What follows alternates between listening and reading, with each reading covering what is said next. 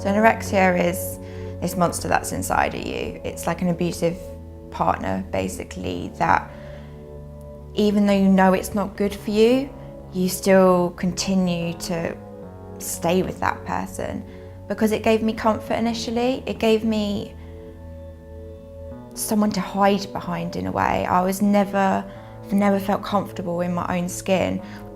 Everything I did, whether it be through school, through wanting to work outside of school, part-time, driving lessons, anything, getting into university, everything had to be perfect, everything had to be the best I could possibly be. And those goals I set for myself were most of the time just unattainable. They were just almost unreachable, I guess. It started out, from what I sort of believe, as just a simple sort of fad of I'm going to go on a diet, you know, typical girl thing if you want to put it that way. And then with how my brain worked and all the perfectionism, it just one thing led to another. And instead of, like a lot of people, instead of just saying, oh, okay, I'm going to go on a diet, I'm going to cut out chocolate 2 days later, and I really, really want chocolate, and going back to it, for me, I could just keep restricting, cutting more food groups out, eating less and less and exercising ridiculous amounts of hours in a day, to the point where I was collapsing. And that didn't stop me, that didn't faze me. I felt like I was achieving and winning somehow. Just remember sitting there thinking, I'm not happy. The amount of times I'd cry in a day to my mum, or just sit there feeling like I was about to pass out, and all of those sort of symptoms was just horrible. The anorexia inside me was still so strong. I'd be going up to my room in the treatment centre, trying to run on the spot, trying to exercise, trying to burn anything that they were giving me off. I was hiding snacks, I was throwing them away, trying to be as covert as possible. And these are professionals that I was with, and of course, they were just watching me through all of this, hoping that I'd get to the point where I'd be like, guys, I'm sorry, this is what's been happening, I haven't been sticking to the rules. And they called me up on it one day and said, we know what you've been doing. And that was a massive realisation. I thought, I can't live my life like this. I was recommended your counselling service by the aftercare unit of the treatment centre that I went to out in South Africa. I had the phone number, I had the email of Hayley, and I thought, oh, I'll send her an email, it's less scary.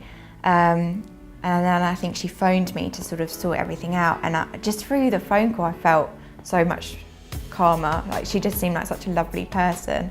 Every time you start and see a new counsellor, you're so scared because it's such an intimate relationship, and it takes time to build a relationship with your counsellor and to fully trust and get all the support and help that you need.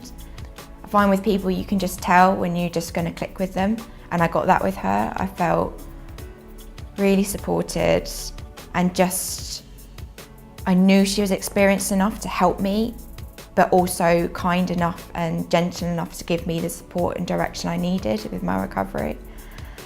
I started coming to see her initially just once a week.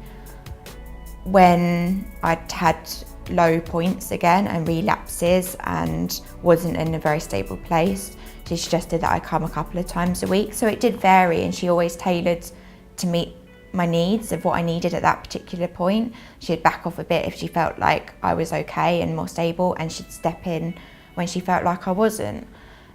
A massive thing with an eating disorder is you think it's all going to be about the food, when in fact it's nothing about the food. The food and your weight is all a symptom of the illness. But obviously, in order to get the full benefit of therapy, you need to be in a good, healthy state of mind, and a lot of that comes through your physical health. So I had to be obviously eating and getting all my food plan and back on track, making sure I wasn't over-exercising and all of that sort of stuff. So she really helped in all of those elements. It's really scary to think of where I would be today had I not found your counselling service. When I think back to how I was so unwell. I was at death's door. But I thought I was absolutely fine at that point, which just shows how deluded you are in the illness. I feel today in such a positive, healthy space, and it's been probably coming up to 4 years that I've been in recovery, and I never ever believed that I'd be as recovered as I am today and in such a positive, healthy space and state of mind. And your counselling service and Hayley and all the expertise and understanding and support and encouragement and all that sort of stuff that they've provided has been pinnacle in me getting to where I am today.